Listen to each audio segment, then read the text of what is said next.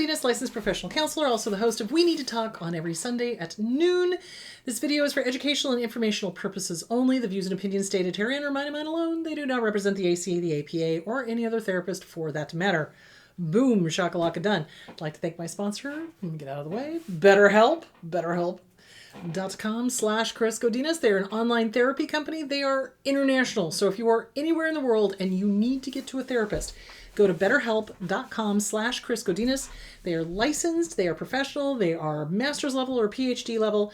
All you got to do is fill out some questions and they will place you with the appropriate therapist. And if you don't like your therapist, you just go back online and say, didn't work out.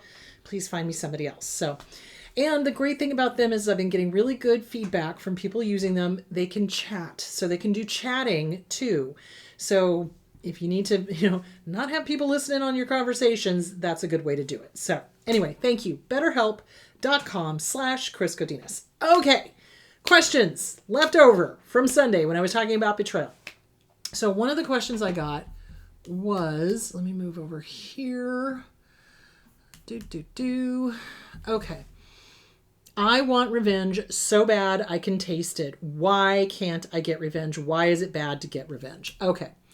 In order to get revenge, you'd have to be dealing with somebody that actually felt. They don't feel. They don't care. They do not process emotions the way you and I process emotions. So,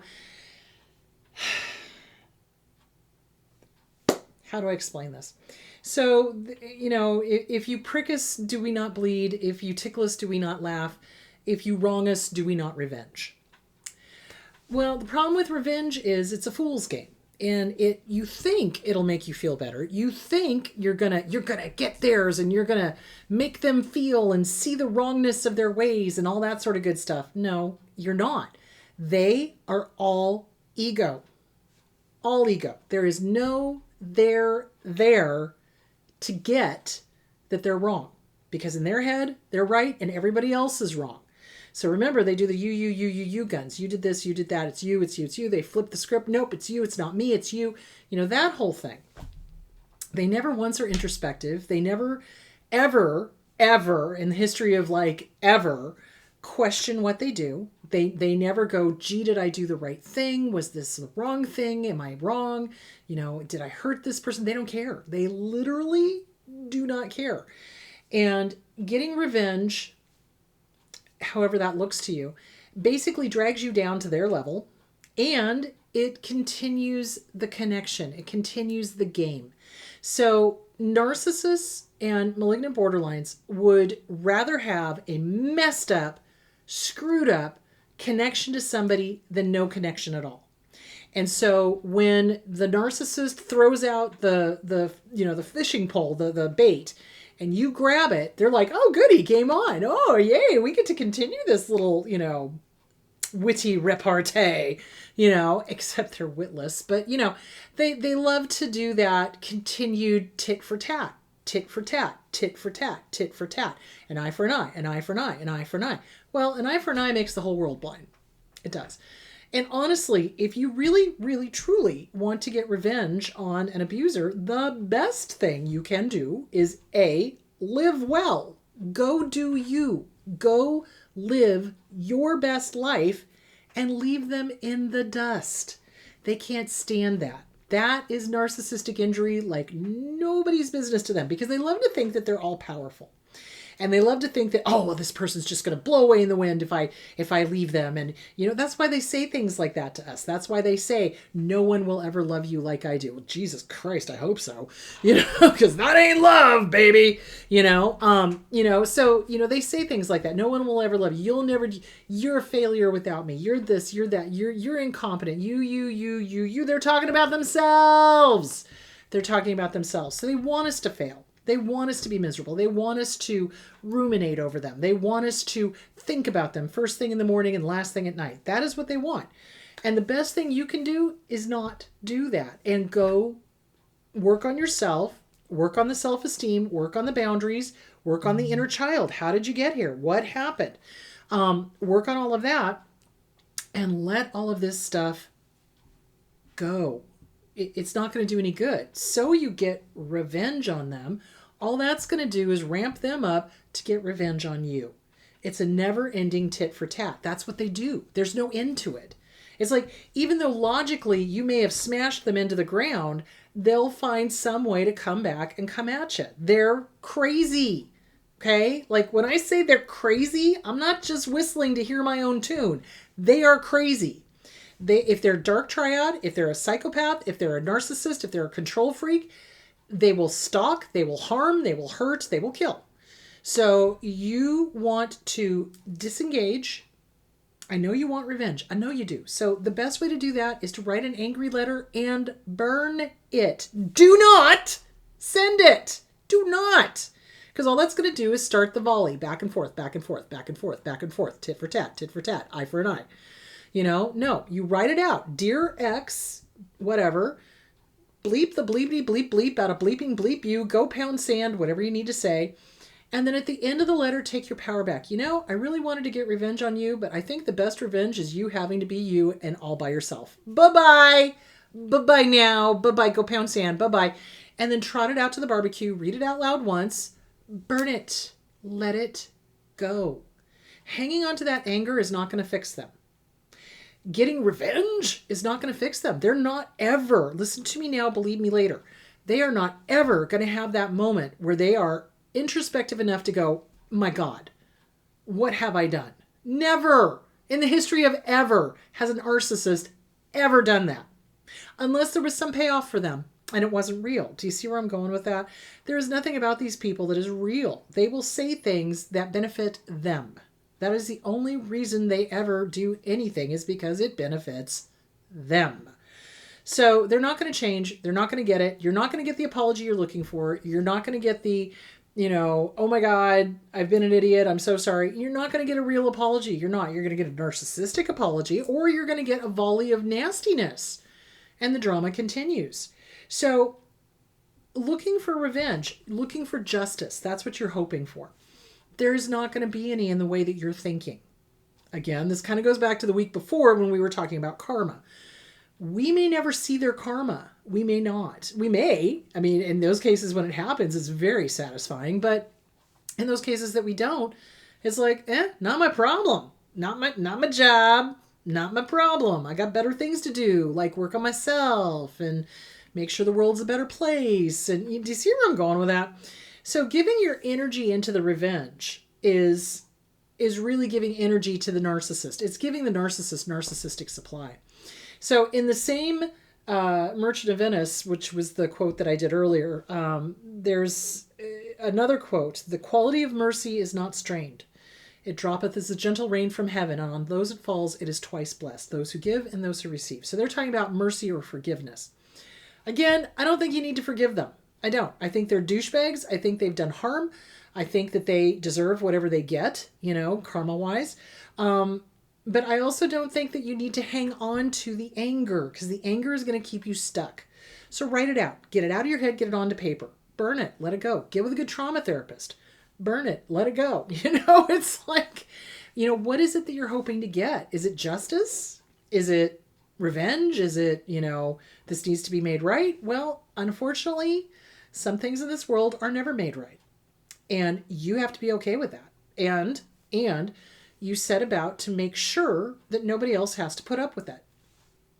And that's what you do. And what I mean by that is you educate your people around you, you live your life honorably, you teach, you heal yourself, you let other people know what's out there, and don't get involved in the revenge game. It's a fool's game, because as soon as you shoot a volley over there, they're going to shoot a volley back. That's just the way they are. It is literally like dealing with a 2-year-old. So tit for tat, eye for an eye, and it will never stop. And the only person who can make it stop is you. And the best way to make it stop is work on yourself. Be happy. Be you. Be successful. Be, the person that you were meant to be, not who they told you were. And remember, it's like anger is the bodyguard of the softer emotions. So rather than getting wrapped up in the anger, how did you get hurt? Where did you get hurt? What do you need, really? Not the fake, I need the narcissist to apologize. That's never going to happen, and that's going to keep you stuck forever. So at that point, it's going to have to be acceptance They are what they are. I'm never going to get a period on that unless I put the period on it. And here I go putting the period on it. I'm going to go live my best life. The best revenge, I swear to God and all it's holy, live well. Live well. Go find your passion. Go do what you need to do to be a fully functioning human being, meaning work on yourself. Get with a good trauma therapist. Educate people, and leave the abuser in the rearview mirror. Teeny tiny little speck in the rearview mirror. That's the best way to do it. That's the best revenge, because they can't stand being forgotten. That's the definition of a narcissist. They need to be on everybody's tip of their tongue, and everybody's consciousness. And no, you don't need to. You don't need to. Go live your life. Go be happy. Go do what makes you happy. Go do the things that the abuser told you couldn't do. Go do those. So there that is. All right. Okay. Next question. When someone confronts you about your bad behavior, when they're trying to blame shift, then act cowardly, turning away and giving you their back, dismissal, discarding, devaluation, question mark. Well, yeah. Literally rolling their eyes, start talking about whatever is next on their agenda. Would that be a conversational cerebral narcissist? Been seeing many flags with a relationship. Well, it could be. Cerebral narcissists are all about, they know more than everybody else. It has to be no emotion. It's, I know more than you, blah, blah, blah. That can be a grandiose. Absolutely. Grandiose do that too. Covert usually don't do that. It's going to be more of the cerebral, grandiose types that are like, I'm right, you're wrong. Oh, here you go, trying to defend yourself. Oh, that kind of thing. Healthy, normal relationships don't have dismissal. They don't. Let me just say that again.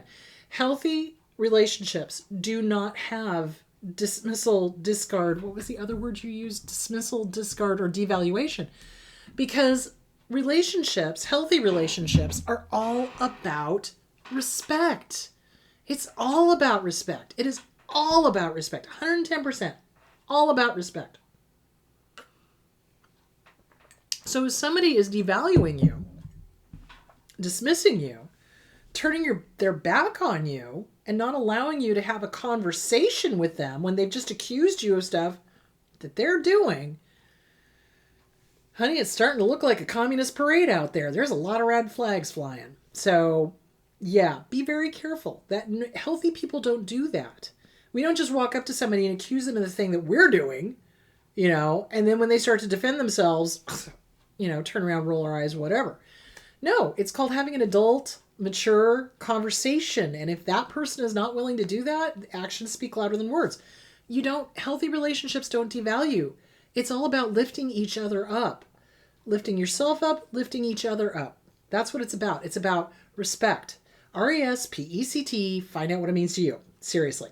So, yeah, healthy relationships do not have the devalue, they do not have the discard, and they don't have the, I'm sorry, I keep forgetting the other word, dismissal. They don't have the dismissal. That's the, That's not healthy. Healthy relationships, if there is a disagreement, there's a conversation that follows. And that's it. Not an argument, a conversation. And it's like, okay, we're disagreeing. Let's come to some mutually agreeable terms. But a narcissist, remember, they always have to be right. Always. And they cannot handle stuff that they're doing. So they project it, it's an ego defense, onto the target of abuse and claim that they're doing the very thing that the abuser is doing because they can't accept that they are not perfect. So if that is what is going on, if they're devaluing, dismissing you, discarding you, don't you put up with that. Healthy people don't do that. Healthy people have respectful conversations about disagreements and come to a mutually agreeable situation. Abusers don't. Abusers dismiss, roll eyes, disrespectful, act like a 2-year-old, act like a teenager. You don't allow that. Don't allow that. You don't deserve that. So work on self-esteem, work on boundaries. Work on your list of deal breakers. What are your deal breakers? So deal breakers should be anything that you abso-freaking-lutely will not put up with from anybody. And I don't care who the hell they think they are. Okay? Disrespect is number one. Okay, what does disrespect look like? Everything you just listed. The dismissal, the devalue, and the, good Lord, what is my brain doing? dismissal, discarding, and devaluation.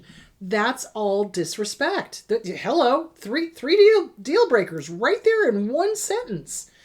No lying, no cheating, no stealing. Okay, no gaslighting, which you just talked about. No, flipping the script, which you just talked about. My God, they just broke about 9 deal breakers. So listen to your gut, listen to your deal breakers. Take care of yourself, get out. Okay, if they're breaking deal breakers, get out. A deal breaker is just that. It's not a, oh gosh, let's see what happens. It is a, holy crap, they're breaking all of these deal breakers. I need to get out of here. That's what a deal breaker is. So, trust your gut.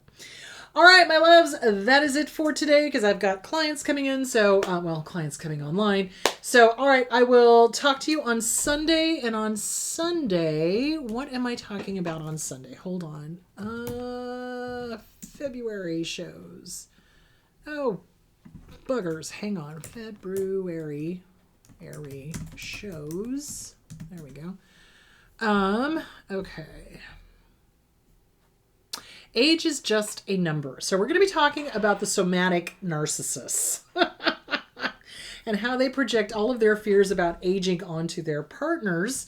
So age is just a number. That is what we're going to be talking about. We're going to be talking about the somatic narcissists. So the ones that are all about physical appearance, looking perfect, being young, all of that crap. So also remember, I am going to be in Santa Barbara this Saturday. If you want to get tickets, get them by Thursday night. By about 7 p.m. Arizona time, which would be 6 p.m. Pacific time, because other than that, I'm cutting it off. So, because I don't want to have to deal with dragging stuff with me that I don't need to. So, anyway, there is that. So this week's Sunday will be Age is Just a Number. So we're going to be talking about somatic narcissism and how they freak out about aging and how they make us freak out about aging. So, all right, we're going to talk about that. All right, guys, go have a great week, and I will talk to you on Sunday. And hopefully I'll see you guys in Santa Barbara.